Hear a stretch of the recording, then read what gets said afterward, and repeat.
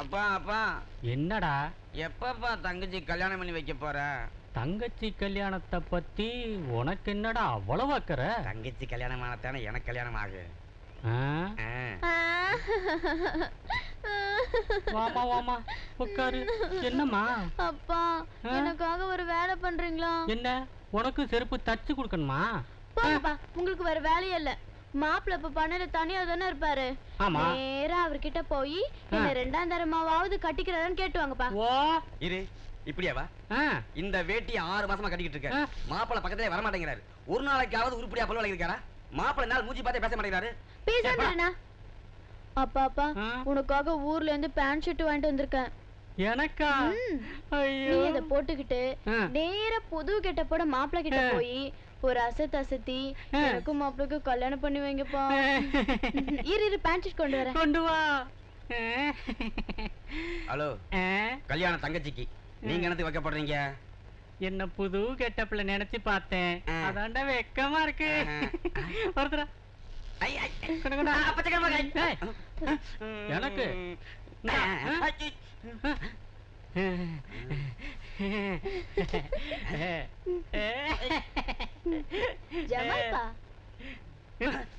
அப்பா அண்டர்லைன் படம் பேண்ட் போட்டுருக்கேன்.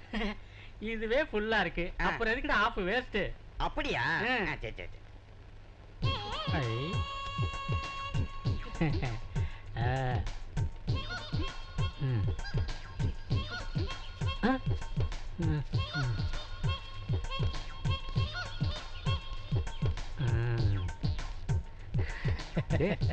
என்னடா இவன் புதுசா கொடா சட்டையெல்லாம் போட்டிருக்கான்?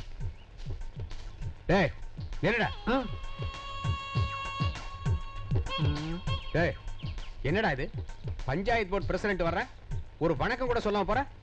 உனக்கு தெரியுமில்ல, காலங்காலமா நம்ம கிராமத்துல பஞ்சாயத்து போர்டு பிரசிடென்ட் வர்றாருன்னா ஒரு சின்ன புள்ள கூட எழுந்திருச்சு வணக்கம் சொல்லும். நீ என்னடான்னா ஒரு 1.5 நாள் கொடாய மாட்டிக்கிட்டு வணக்கம் கூட சொல்லாம போயிட்டு இருக்க. ஒழுங்கா வணக்கம் சொல்றா. வா.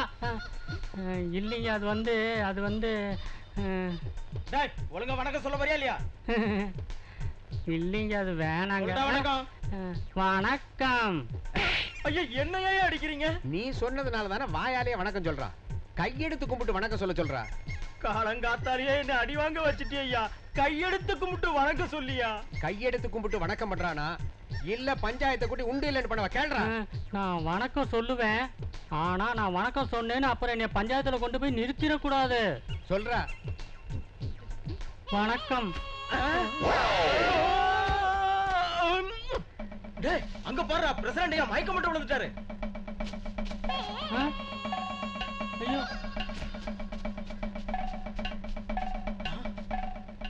யோ என்னையா என்னையா நடந்தது? பிரசிடென்ட் ஐயா மயக்கம் போட்டு கிடக்குறாரு. அது ஒண்ணு இல்ல, கையெடுத்து கும்பிட்டு வணக்கம் சொன்னேன், மயக்கம் போட்டு விழுந்துட்டாரு. டேய் பாத்தியாடா, நம்ம காதுலயே இவன் பூ சுத்துறான். இதுல ஏதோ விவகாரம் இருக்கு போல இருக்கு. நான் கேட்டுட்டு வரேன். டேய் பிரசிடென்ட் ஐயாவுக்கு போட்ட வணக்கத்தை போடுறா பாப்போம். நானும் மயக்கடிச்சு கீழே விழுறேன்னு பாப்போம். ஓடுறா ஓடுறா வணக்கத்தை. ஓடுறா வணக்கத்தை. வேண்டாம். ஓடுறா ஓடுறா. வணக்கம்.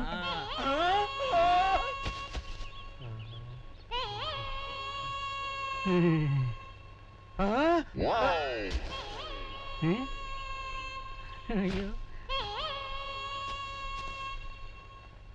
வணக்கம்.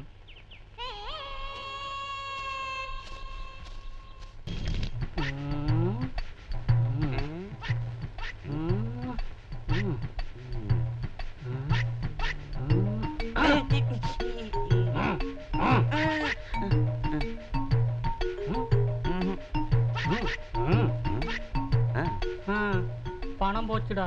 எவ்வளவு? 1 ரூபா. 1 ரூபாடா.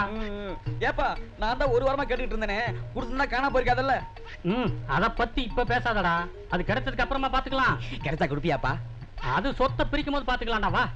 உனக்கு போய் ரஞ்சன் பாபன் பேர் வச்சிருக்கான் பார், பேசாம கஞ்சன் பாபன் பேர் வச்சிருக்கலாம். என்னடா முணுமுணுக்குற? ஒண்ணுமில்லைப்பா. அப்ப வாடா தேடலாம். தேடலாம்.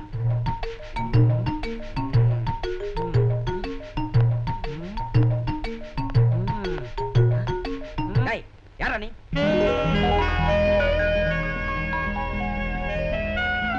டேய் என் பொண்ணுடா. அப்ப என் தங்கச்சி. ஆமா. அம்மா.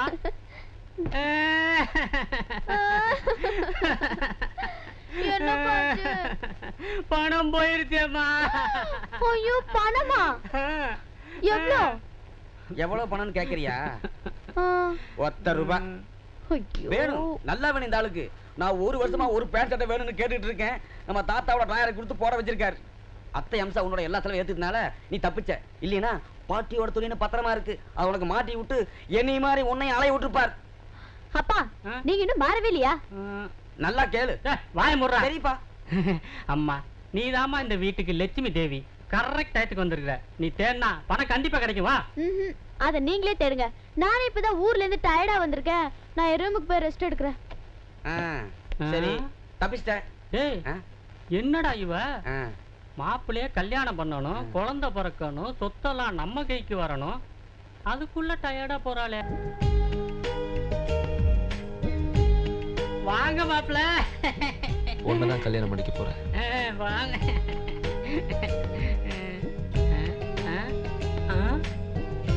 கல்யாண நாள் பார்க்க சொல்லலாமா? மச்சான் மச்சான் மச்சான் மச்சான் எப்ப என் நகைச்சி நீ கல்யாணம் பண்ணிக்க போற? நீ ஒண்ணுதான் கல்யாணம் பண்ணிக்க. சரி மச்சான்.